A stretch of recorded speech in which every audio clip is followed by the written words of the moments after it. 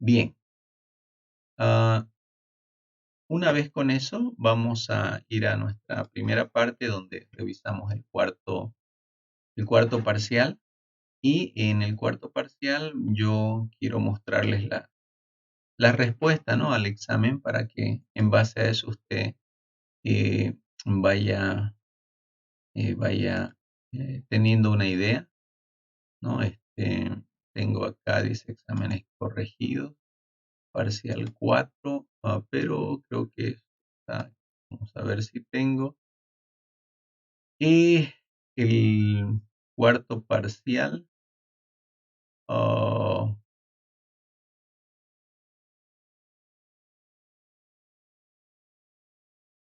la respuesta, ¿no? Entonces, rápidamente, para que usted tenga una idea de las respuestas que yo esperaba, o por lo menos la esencia de eso, están ahí. Voy a pedir si estuviera Guzmán.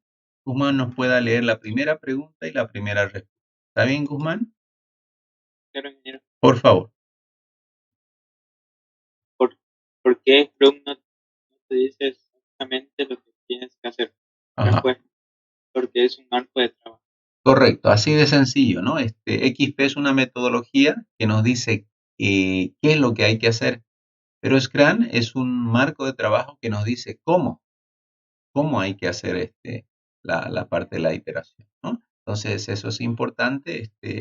Algunos respondieron de que Scrum definitivamente era más enfocado a la parte administrativa de las iteraciones, y en realidad y no estaba enfocado en desarrollo de código. Eso también es correcto, ¿no? Entonces, no soy una persona extremadamente cerrada, porque si yo veo una coherencia, una respuesta eh, enfocada y objetiva a lo que se busca, entonces es válido también, ¿no? Pero ojo, hay muchos que copiaron y pegaron, ¿no? Entonces, ahí se nota claro. ¿Por qué? Porque como yo los hago hablar y conozco cómo piensan, rapidito nomás yo asocio el concepto que ya tengo de usted de cómo redacta y cómo habla. Entonces no coincide con lo que han escrito o pegado ahí, ¿no? O sea, ya yo los tengo bien estudiado a todos, entonces me doy cuenta de que mucho texto que han puesto ahí no son precisamente salidos del cerebro de alguno. Entonces, con eso quiero que me vaya entendiendo, ¿ya? Ok, entonces continuamos con esto y vamos a pedir a Barberí. No lo vi a Barberí, pero si estuviera Cantuta, vamos ahí a marcar la asistencia de Guzmán. Barberí no está. Cantuta tampoco está. Y pedimos a Inés Godoy que pueda leer, por favor, en este caso, la segunda pregunta y su respuesta. ¿Ya? Ahí está. ¿Qué contienen las historias del usuario? La respuesta es ID, nombre, importancia, estimación inicial, cómo probarlo y notas. Correcto, ¿no? Entonces, una historia es dijimos, como una ficha así, ¿no? Donde evidentemente, como hay muchas, tiene que tener ah, su ID, ¿no? De las historias, como ve ahí. Debe tener un nombre, la prioridad e importancia. Y lo que muchos olvidaron, tiene que tener una estimación, ¿no? Es decir, un esfuerzo de cuánto tiempo y cuántas personas tendrían que participar en el desarrollo de esa historia, ¿no? Además, los indicadores, ¿no? Debe haber un conjunto de indicadores. ¿Cómo probar eso, ¿no? Significa cómo vamos a probar que la historia está desarrollada, comparándola con los indicadores, ¿no? Los indicadores dicen qué exactamente debiera ser esa historia. Entonces, si esa historia escrita dice va a ser esto y esto, entonces ese conjunto de indicadores me permite probar esa historia, ¿no? Y bueno, también si usted quiere poner notas adicionales. Eso es muy importante en el tema de las historias. Algunos comenzaron diciendo las historias, describen la funcionalidad, ¿no? Del requisito que se busca y bueno, escribieron hasta cierto punto bien olvidándose del tema de las estimaciones. Las estimaciones son fundamentales, al igual que los indicadores, ¿no? Básicamente. Entonces, algunos sacaron 0,5, otros le faltó un poquito, 0,8. Otros respondieron muy lejos de esto, entonces no pude poner una nota ahí, ¿ya? En ese sentido. Hasta ese punto, ¿usted tiene alguna pregunta? Ya. Entonces, como verá, las respuestas son tipo ingeniero, digamos, bien puntuales, sin vuelta, ¿no? Y algunos, un caso en particular que les voy a mostrar, puso todo el testamento de su familia, de Elma, ¿no? No sé cuántas páginas me llenó. Y lo más grave es que no es redacción propia, ¿no? Se los voy a mostrar, ¿ya? Bueno, entonces vamos a la tercera ahí y vamos a pedir en este caso, marcaremos ya la participación de Joel y pedimos a Ortuño, que Ortuño nos pueda leer tercer pregunta y tercera respuesta.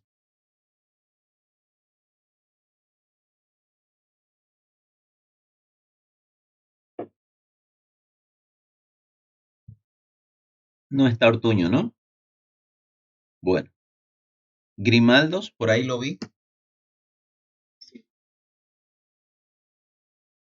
¿En Va. qué consiste la técnica del planning poker y para qué? Respuesta. Trabajar con 13 cartas para consensuar el esfuerzo que llevará una determinada historia de usuario. Correcto. Entonces, ¿en qué consiste esa técnica, no? Cuando uno pregunta, está preguntando en más o menos cómo es que se procede. Y ese procedimiento muchas veces tiene una herramienta, ¿no? Entonces, fíjese que aquí la pregunta habla, en el sentido de un procedimiento. Entonces, ahí habla de trabajar. Quiere decir que hay que hacer una actividad. ¿Con qué herramienta? Con 13 cartas, ¿no?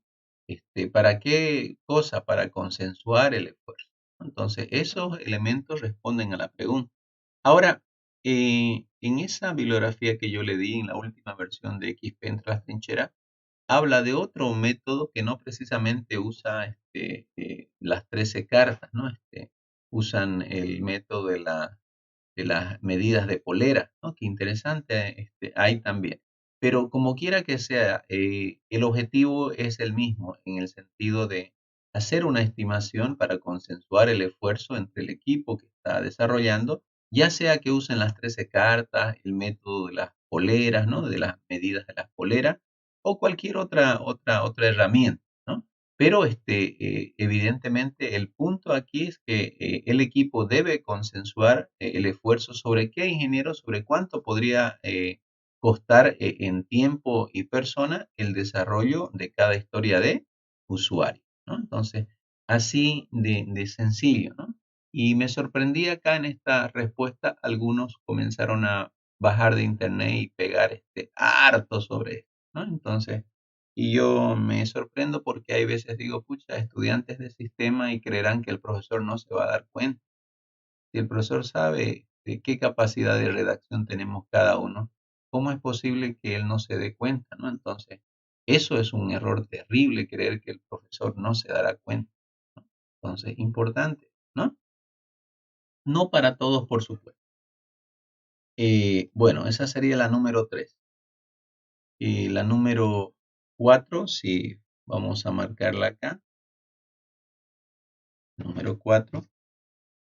Y vamos ya fue Tejerina, Grimaldos, no está Tejerina.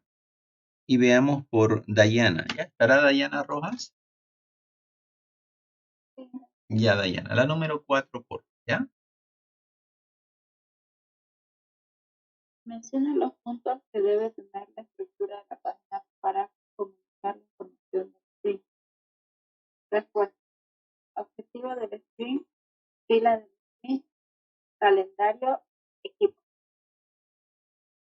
Perfecto. Entonces, recuerde que un sprint básicamente es toda una planificación, ¿no? Estamos hablando de ya la iteración en sí, pero a nivel Scrum, ¿no? Como un marco de trabajo, donde básicamente este sprint pues tiene que tener un objetivo, ¿no? Porque si usted va a hacer una planificación, mire, y en esa planificación tiene una hoja y dice, bueno, ingeniero, mire, nosotros en este sprint vamos a, por así decir, desarrollar esta historia y esta historia.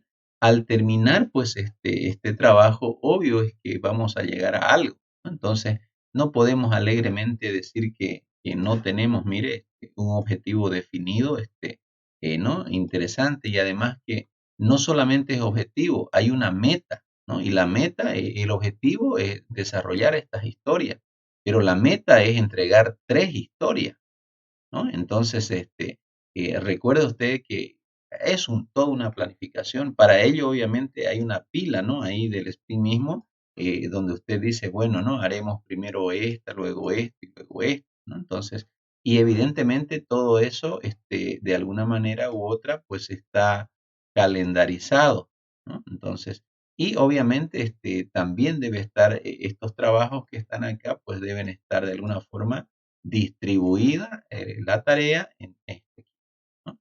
Entonces eso es importante. Algunos me pusieron ahí sobre esta información del sprint como una planificación, ¿no? De las iteraciones y las responsabilidades. Es decir, de otra manera redactaron, pero no se olvide, el profesor cuando el alumno redacte dice, ¿puede usar mis propias palabras? Como diciendo, quiero que me considere la máxima nota en esa pregunta, aunque no tenga lo esencial en la respuesta. Entonces yo, para que usted y yo nos podamos entender bien, entonces digo, mínimamente en esa redacción debe estar claro esto y esto. Esos elementos, esas palabras, de alguna forma debieran estar en lo que el alumno llama mi propia redacción o mis propias palabras, ¿no ve? Si no, el profesor no va a saber cómo calificar. Ok. En la número 5,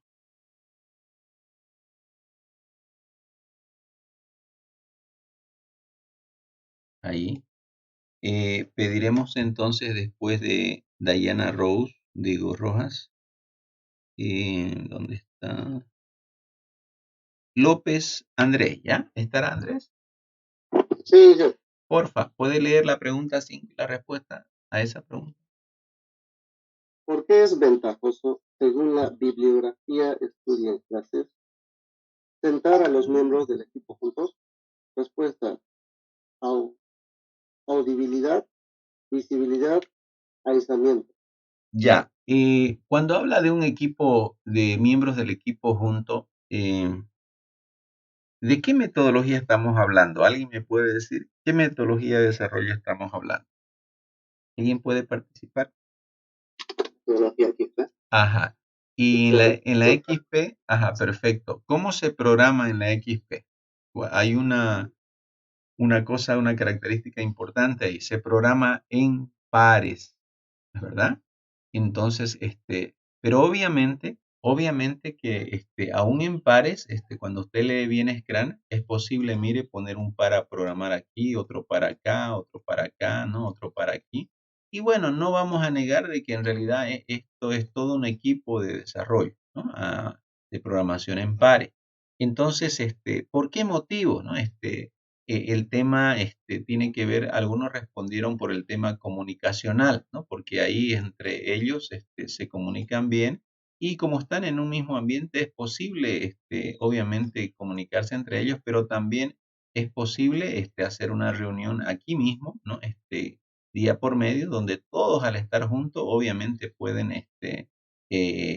pueden, digamos así, mejorar el tema comunicacional entre ellos para poder tomar algunas decisiones. De hecho, hay reuniones periódicas, ¿no? Entonces, en vez de escribirme estas 3 palabras, algunos me escribieron por el tema comunicacional, por el tema de tomas de decisiones, y en este caso sí hice valer esa respuesta. respuesta, ¿no? Porque de alguna forma eso sí tiene que ver con audibilidad, ¿no? En el sentido de que todo mundo es consciente de lo que se dice y escucha lo que se está diciendo, ¿no? Entonces, el aislamiento, es decir, están juntos, ¿no? El tema de la visibilidad, es decir, ahí están pudiendo verse entre ellos y poder reconocer que muchas veces en los gestos ya hay un mensaje, ¿no? Mismo, ¿no? De las personas.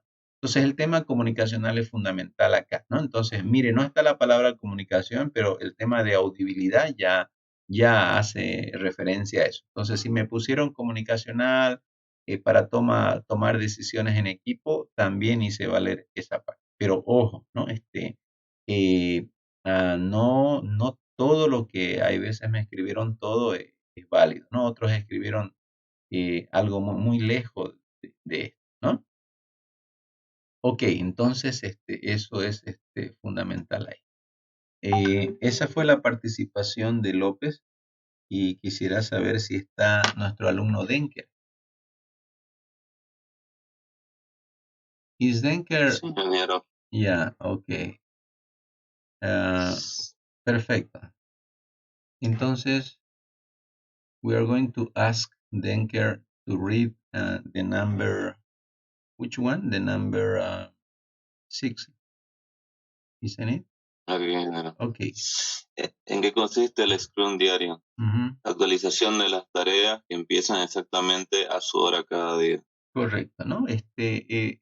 El Scrum diario tiene que ver con una supervisión. Algunos me pusieron, profesor, se hace una revisión día a día de lo que se ha avanzado, de lo que ya está hecho, de lo que se está haciendo y de lo que está pendiente, ¿no?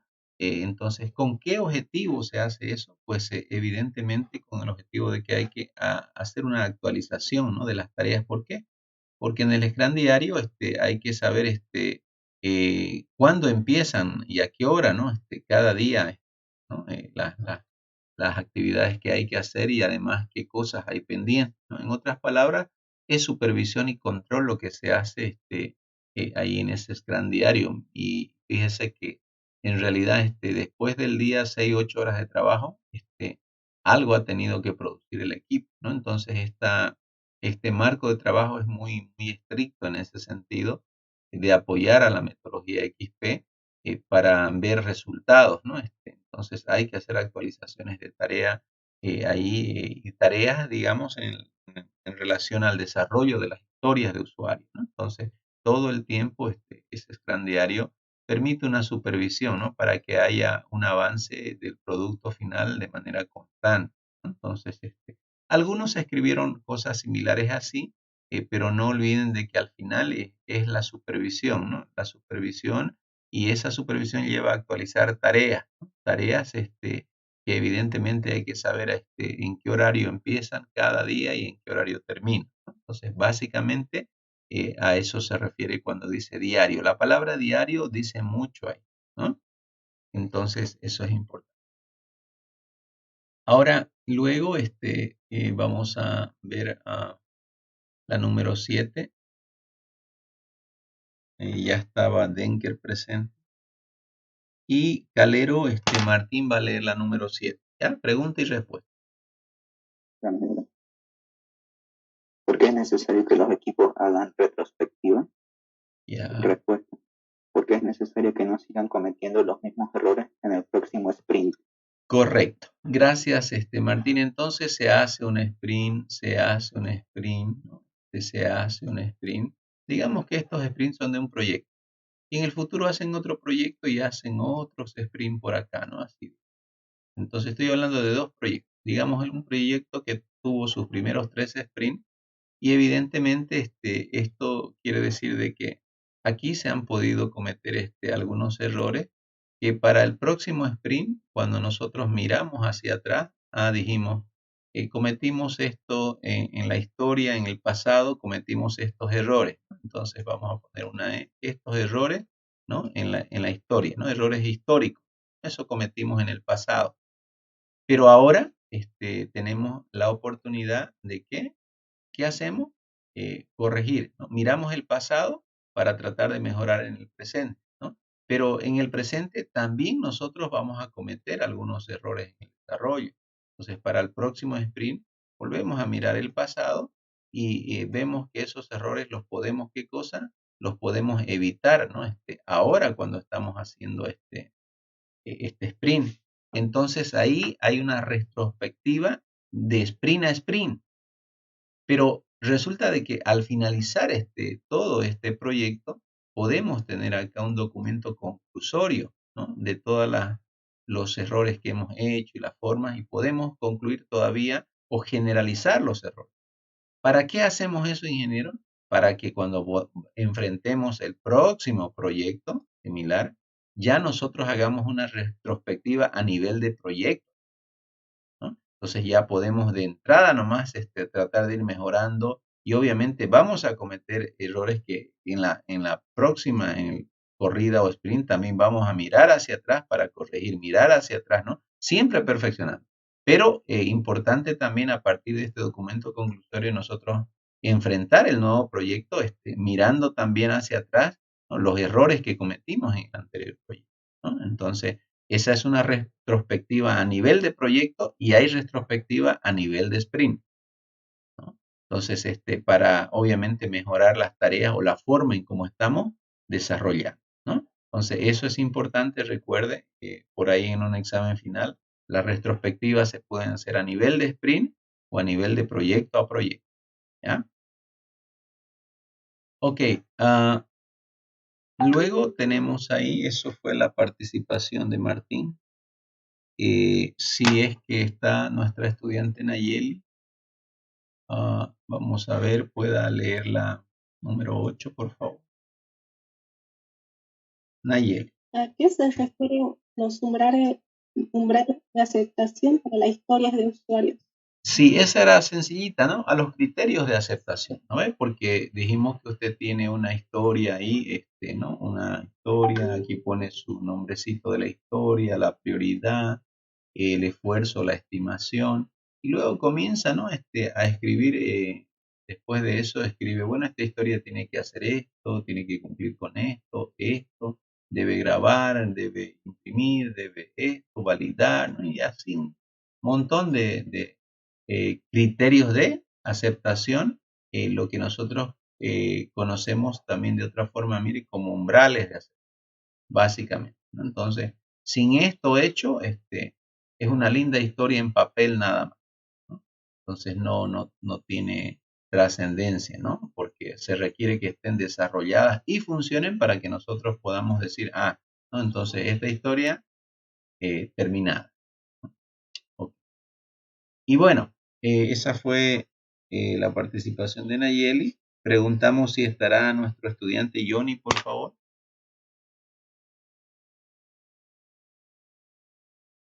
Para que Johnny nos pueda leer la número 9.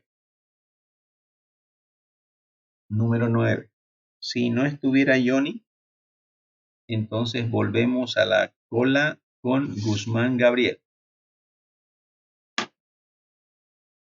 ¿Cómo es posible hacer una prueba usando el tiempo? Correcto. Creando un grupo de prueba utilizando herramientas. Ya. En esta pregunta tuve respuestas impresionantes, de todo me pusieron, y la verdad es que hasta donde he revisado ninguno leyó realmente a conciencia, creo, el XP o el Scrum, porque para optimizar el tiempo, es decir, optimizar el tiempo es poder hacer incluso en menor tiempo, ahorrar tiempo. Hay que crear grupos de pruebas, ¿no? Es decir, grupos apartes que hagan las pruebas y en lo posible puedan usar herramientas automáticas, porque estamos, recuerde, ante una metodología ágil, nosotros no podemos estar revisando las historias el desarrollo, mire, de las historias de usuario al estilo antiguo, ¿no? Es decir, ahí a nuestras anchas. ¿Por qué? Porque como es una metodología ágil, necesita rápidamente revisiones, ¿no? En ese sentido.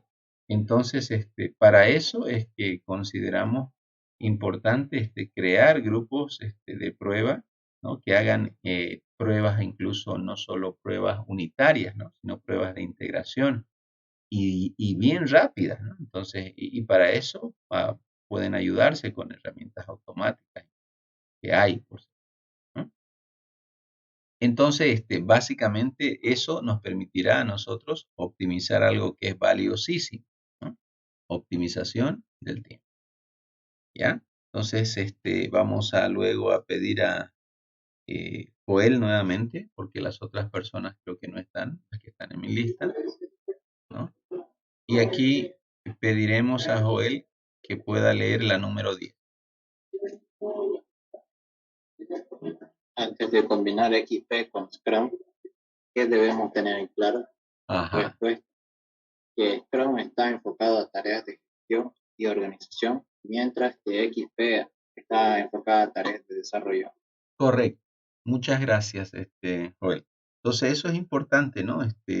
Note usted de que no estoy obligado a usar Scrum. Yo le dije al principio, XP es suficiente para que yo pueda, metodología que me orienta, pero es como toda metodología te dice qué es lo que hay que hacer, ¿no? Y el cómo, ya usted como profesional lo desarrolla o busca un marco de trabajo para proceder con la metodología, ¿no? Entonces, queda claro que Scrum se enfoca en tareas de gestión, eso significa cómo, pero XP, lo único que le importa es el tema de desarrollo, enfocado a desarrollo de código de manera muy ágil, ¿no? Entonces, eso es importante. ¿Por qué es importante notar esa diferencia, ¿no?